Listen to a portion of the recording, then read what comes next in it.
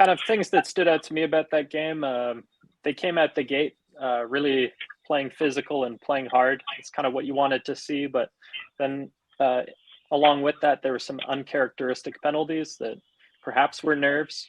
There was a lot of pressure on the players to step it up that game, and they were playing their hearts out. And yeah, some of those penalties they were hard to swallow, but at the same time they were pretty understandable. Jack Jones in particular, he was playing to win. He wasn't playing to lose. And in pushing the limit and trying to win, you're gonna ride the fine line of what's acceptable. And yeah, the coin flip didn't go his way. The refs, the judges, they decided to throw the flag a number of times throughout that game in ways which really makes you wonder if the game ought to be improved with technologies to assist and augment and offset the deficiencies of the refs. If a guy has an eye problem, maybe he should be able to have like glasses that give him better vision, this kind of thing, some kind of enhancement. Salute, fellas. Salute. Sorry to cut you off. Hello. Salute. Yeah, beyond that, I would have liked to see more aggressiveness early on throwing the ball downfield. I didn't really understand the trick play, although it did seem like it could have went a lot better had the ball been caught behind all the blockers and position players instead of in front of them. That was just kind of a narrow miss, but it could have been a great play. But unfortunately, it was really disappointing play. Protecting the ball, we did a really good job of that. No fumbles that I can recall, no interceptions. And we did get some opportunities for turnovers. Max had that punch out on a ball that we didn't capitalize on, so that was also pretty disappointing. A lot of things could have went different, and the margin between a win and a loss is very fine. And the team we were up against, they were playing for the playoffs as well, and it was their home turf, and they got some favorable calls when it mattered, and that's the difference. I'm not overly disappointed by the loss though, because I still am feeling positive overall. Yeah, that's one thing I'm gonna nab at both too is why are you pulling them trick plays when it's like 3rd and 1, 3rd and 2, 1 instead of just one. Yeah, there's a lot of questions for sure, and not particularly any clarity in understanding it further. But I did watch that trick play a bunch in replays, and it was my feeling that maybe Myers was supposed to catch it at a high point and toss it to either Zeus or Hooper, because they're both standing right there in front of him.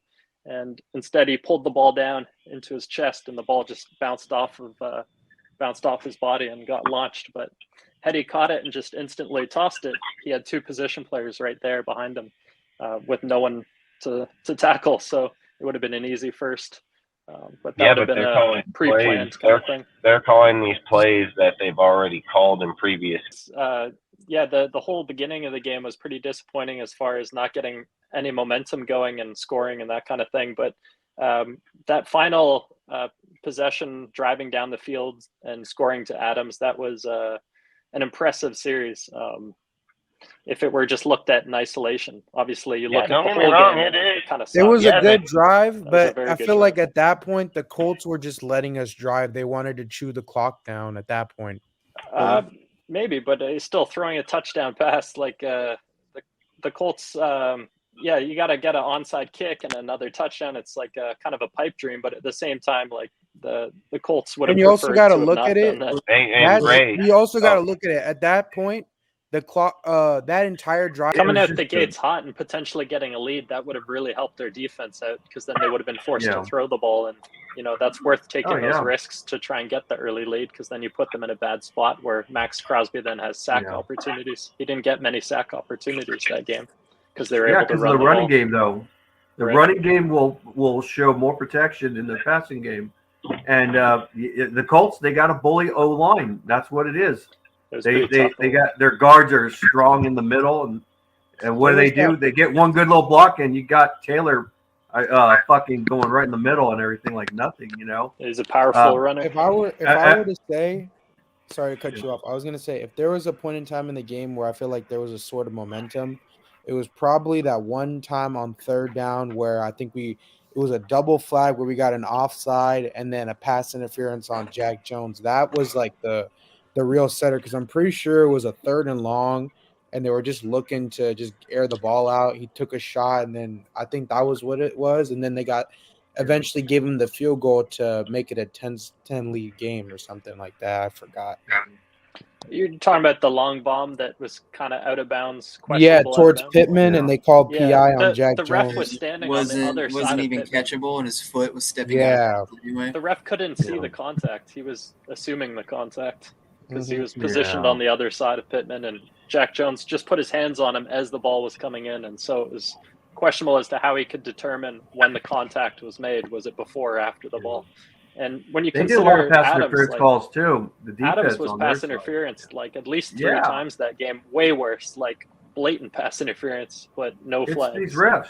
It's Dude, everywhere. It's not I think it's in AP's best interest to not necessarily just try and get a job with the Raiders. Like, he's putting together basically a resume in real time for the whole NFL to see.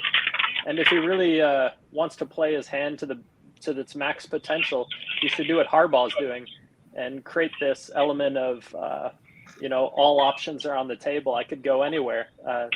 And thus, people are going to approach him, and then other teams will see other teams approaching him, and then it'll create more energy around trying to persuade him to come to interviews and see what their team is all about. In a lot of ways, what Harbaugh's done most effectively is create this element of mystery. By not committing to a team, he's effectively created this illusion that everyone's after him. And because everyone thinks everyone else is after him, that's only increased his stock like tenfold. I mean, my main concern with Harbaugh is probably his age. I saw him, the last game, he wasn't moving around too well. Doesn't really look like he would be able to do this for indefinitely. So he probably has like less than 10 years. A lot of the older coaches in the NFL who have had success, like Tom Coughlin, who else? The coach who won with Tom Brady, who was that? Bruce Arians. There's pros and cons to it. Obviously, they have a ton of experience, but at the same time, like, the game is changing so fast year to year. You really do have to innovate and stay up to date with the changes. And the game isn't the same every year; it's seemingly different every year. So, what I like about AP is that he seems very committed to learning and growing and sacrificing and doing whatever's necessary to get himself up to speed. Whereas a lot of older coaches, they get stuck in their ways and it's difficult to change. So yes, I get that he's super elite and has a lot of success in the past, but that's not a guarantee when the game is changing as much as it is year to year. And then in addition, he's had a bunch of concussions. He played football for like 20 years and probably played since he was a child as well. The head coaches I mentioned who are seniors when they were winning didn't have that. So that is in studies shown to result in faster cognitive decline and dementia and Alzheimer's and shit that you don't want to have come knocking when you're in the middle of trying to create a dynasty, because that's going to then result in another coaching change. Alzheimer's, I know it's not something anyone wants to talk about, but it's a reality. I'm not even. Dementia, Alzheimer's. Like, you can look up studies and see data that shows correlations between concussions and early dementia. And I do think consistency is ultimately what's going to be helping this team the most. If we get just a couple of years out of a coach, that's going to be more of the same. And then it's just a pattern that's repeated itself so often already.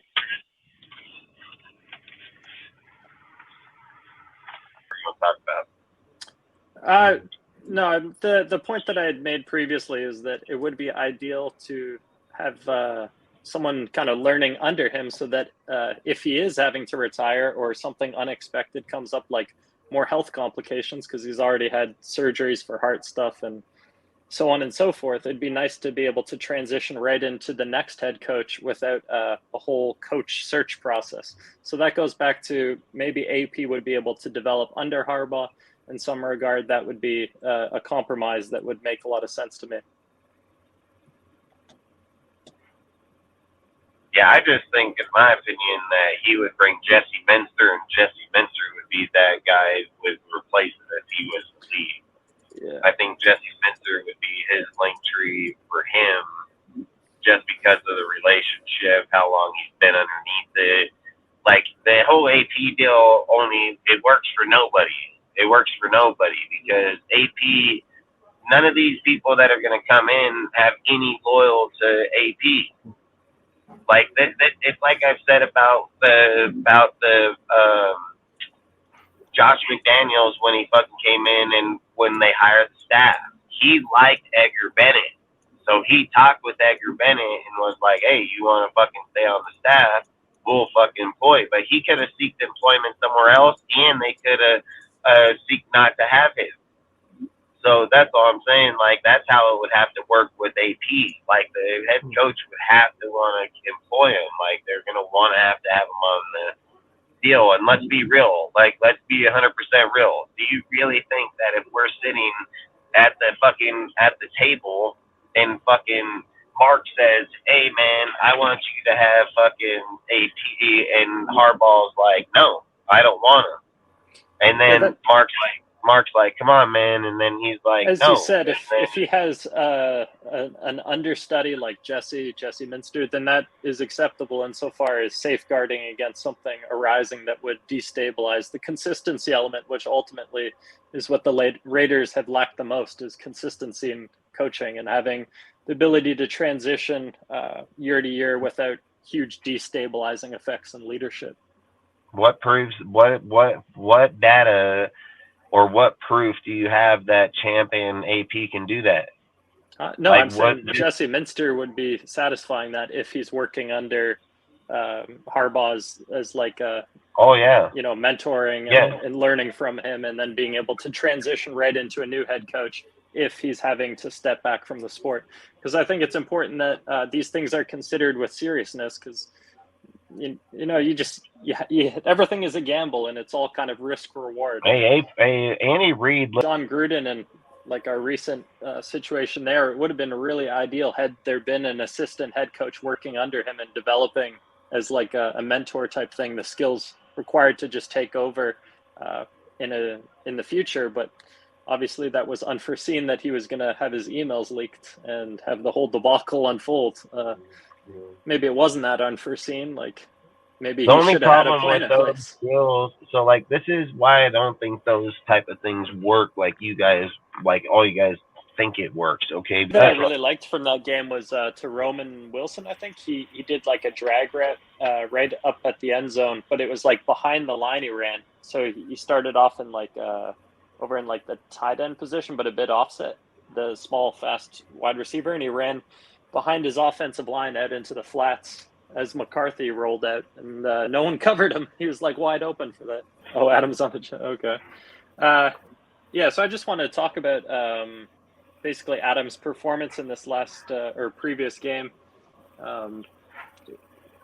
He didn't have like a perfect game, but he finished that game with such a memorable drive, catching such important balls, and then obviously the touchdown that I think if we do potentially trade him, that's going to be massive as far as getting fair value, because he was able to reestablish the elite level that he's known for and kind of leave that as a lasting impression. So that was perfect to see that. And I just want to say that a lot of players have come to the Raiders, and as I was kind of mentioning in the past, just kind of exploited the shit out of Al Davis and took the money and ran type thing. And, I guess that's always on the table for a player to do, like just not put their full effort in. But I truly believe Adams has dedicated himself as much as he can to trying to make it work here. So that's very honorable, because it's not like Randy Moss or a lot of other guys. Crabtree was pretty legit, though. I will say that Crabtree and Adams, they definitely are held in high regard, even if they didn't have the massive success as far as winning goes. They were playing the game the right way for the Raiders, so that's pretty honorable and respectable. And so, in saying that, I think it's important that you treat players who committed themselves to playing at a high level well. And it would be really shitty if Adams is traded to a garbage team and not able to have another shot at winning a Super Bowl. I think that would really hurt free agents coming here in the future. So I'm hoping whatever trade happens is able to work for both parties insofar as I believe that'll help the Raiders long term in terms of maintaining kind of being the ideal destination for free agents, because I believe that's what it's become since coming to Las Vegas. A lot of guys want to come play here, but they will obviously want to have success and not end up in like an Antonio Brown situation or whatever kind of mayhem has happened in the past. So using example of Adams, it'd be really awesome if everything happens in a positive way as far as if he is traded. I hope it's for both parties' benefit, not just we get max value and Adams is upset. That would be, I think, kind of a negative outcome. That'd just be tough shit for him. Well, as I was kind of pointing to, it's Campbell. I remember an interview with him talking about Al Davis, and Al Davis kind of imparting his wishes as far as like his hopes and dreams of what Campbell could be, and it seemed like Campbell was really moved by that. I guess it was one of Al Davis's lasting legacy moves was speaking with Campbell. Yeah. And, I mean, we had a lot of good talent in that time span. Maybe we could talk about the like implications of winning versus losing for the draft, because that was something Max Crosby talked about today on his podcast. Was his thoughts on trying to win the final game versus the draft? I mean, we're already out. What's the point in winning? Yeah. Go ahead, talk about it. Yeah. I just I guess my position on it is that the Raiders would be it'd be really ideal if it were something a little bit better than the final game, where we're in it right until the end and then the Raiders the refs screw us over. That would be kind of on brand as far as like losing, but in a way where we're trying our best to win, but then the refs steal it. That would be ideal, because then we could get the better draft position, but also showcase skill and ability and that kind of thing, which will affect our season next year. Like if guys are going into the off season feeling bad about their performance, that's going to stick in their mind. Whereas if they have a really solid performance, that's going to be potentially lingering in their mind as a reason that they want to come back to the Raiders if they go out and put up a solid performance. But it's hard to say. Like I wouldn't want them to be putting in backups and young guys. My preference would be to have the best guys out there.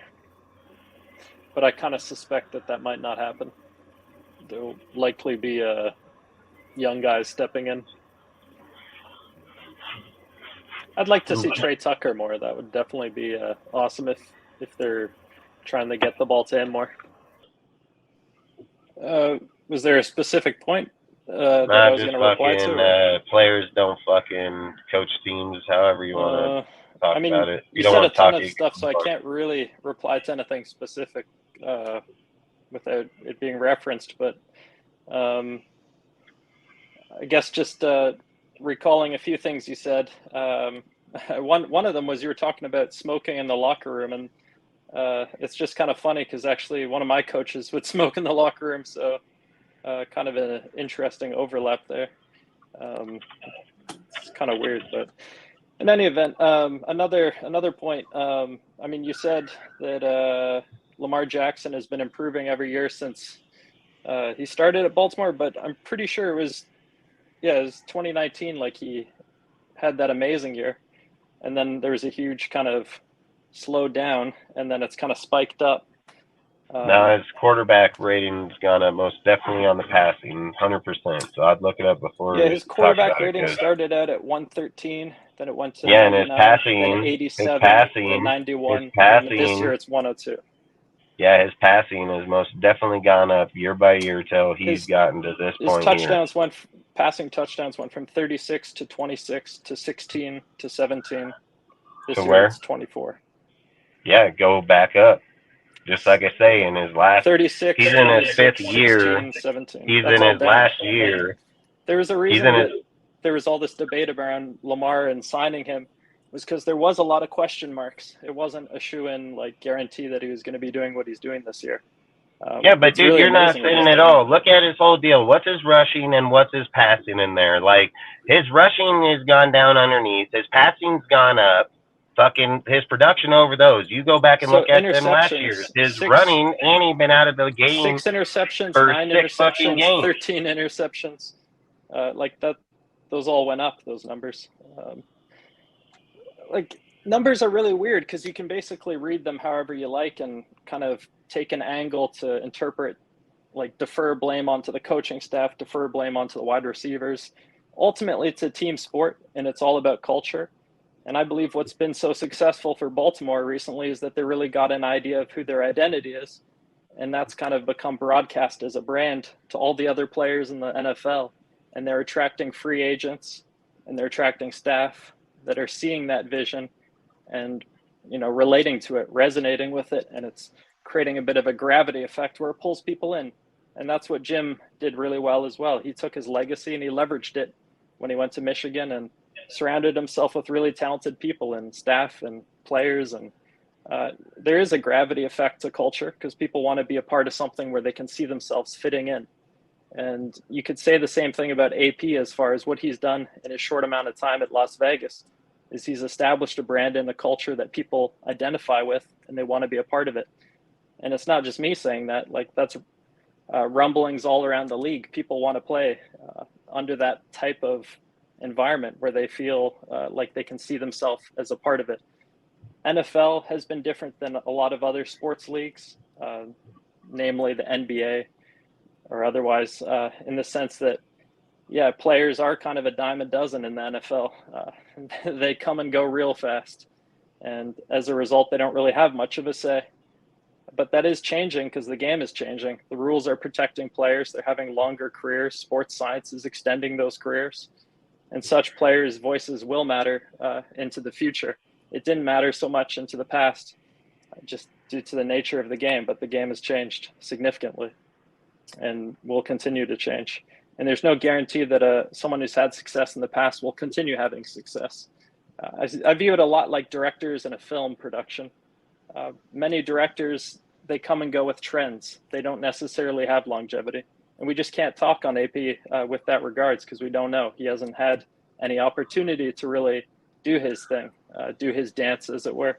Obviously, Jim Harbaugh has had plenty of opportunity to do his dance. And yeah, it's worked out really well. But that's not to say that AP is a bad coach because Jim Harbaugh is a good coach.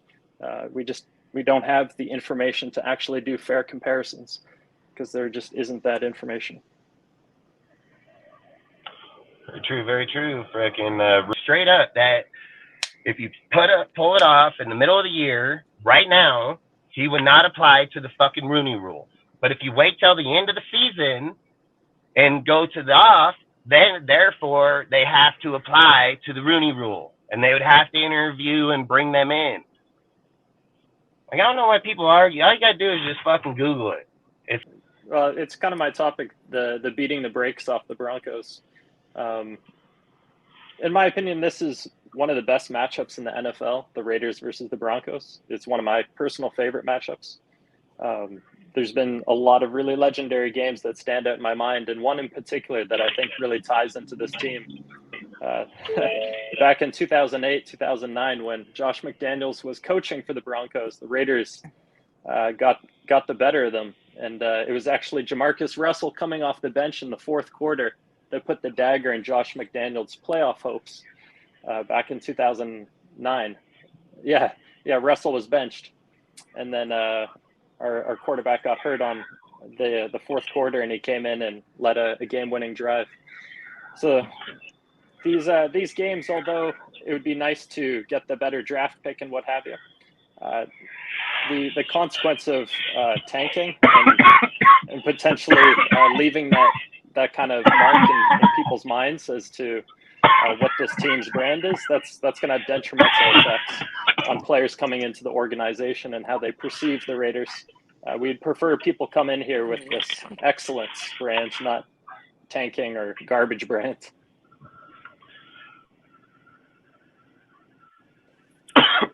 It was Schillens who caught the 10-yard touchdown from Russell, and it was against Kyle Orton. And Stanford Rev had an amazing play, a defensive play where he chased a guy down, and it's similar to Marcus Peters. He did a horse collar tackle where he just grabbed the guy by the neck and dragged him down. And it was only a 2-yard penalty, basically. So it worked out because they held him to a field goal. And Josh McDaniels, like, he couldn't do anything about it. Jamarcus Russell crushed his dreams. So I would love to see something similar to that, where the Raiders are able to get the upper hand and kind of showcase their skills and abilities at the expense of the Broncos. If the refs manage to steal the game, that would be kind of eating cake and having it too, because then you get the better draft pick, and then it's very on brand with blaming the refs for doing what they do. Like, you used it as an example of basically why there's no faith in AP is because they would have already promoted him to the full-time head coach as opposed to an intern head coach, bypassing the Rooney Rule. That wasn't like a point that I made. That was a point you made. And now you're asking me to provide proof of how the Rooney Rule works. And I just told you I looked it up, and that's not how it works. And like, I'm not seeing it written anywhere where you can just hire him as a full-time head coach and bypass it. And unless it's an assistant head coach who has it written into his contract that in the case of vacating of the head coach spot, he'd be promoted automatically. That's the only thing that's said here. It's a lineman, but not only that, they can line up in the backfield as a fullback, and that creates a lot of difficulties for the defense if people are shifting and motioning around from unconventional spots on the field. That requires the defense to then create new plays to counter that, and then you just spam that. Now they're having to create a whole defense to counter it, and then you do something else entirely, and it's like, well, they just wasted their week preparing for the wrong thing. So, and I think you're no. Yeah, it just depends on the coach, really, and that's hard to say at this point in time. So if it were kind of fitting into a story that I could believe in, it would make sense, as I said before, to do a front-loaded contract where you're starting at a high number, basically using the next season as a development year, and drafting a ton of players, and then having your second, third, and fourth year be kind of the opportune playoff time push for the roster. Because you could get into the playoffs next year, maybe. It's hard to say, but I think you really need to build through the draft, and it gets complicated because those things start to work against each other. The signing a star running back or drafting a running back kind of lean towards drafting, but if you really think you can make the Super Bowl, then you keep Jacobs and try and go into the playoffs with him, but hard to say what the goals are at this time. I do agree freaking with the Colt Miller deal, man. I mean, about his... Well, this relates to Tom Brady, actually. I was just kind of trying to look into the future of through what lens would we start to view Mark Davis as like the ideal owner, or the owner that we're kind of proud of instead of constantly questioning. And it really is dependent on, in my opinion, how he's getting his influences. And I think this Tom Brady angle is really what's going to take him into that territory of being more respected, is if he's able to get people around him, surrounding him, that are giving good insight and providing direction that he hasn't really been able to demonstrate thus far. So, it just feels that Tom Brady ultimately will listen to the players and act as a mediator between them and the ownership, and that's kind of a different angle than what's been happening in the past, and should change things moving forward. And I kind of am of the opinion that he's already been doing that to some degree over the past year. communicating with players and ownership and kind of being that insight that the ownership hasn't really had previously.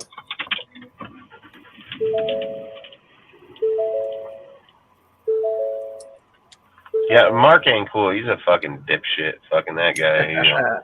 Hey, fucking, you guys have anything you want to add on this topic, or? I can't think of anything. Just that it makes sense what he's doing, like checking out all options, because there hasn't yet been a clear path with the Raiders made obvious. QB, that's good practice for any organization to be drafting when there's good value in the draft for such things. Like, you don't draft a QB if there's not good value. You draft them if there is, and that should be regardless of who your starter is. Like, you take value where there is value in the draft. As far as AP and like Harbaugh, my final thought on that is like you don't know what's going to happen. Like, it's going to be a gamble in any direction you go. There's no guaranteed anything.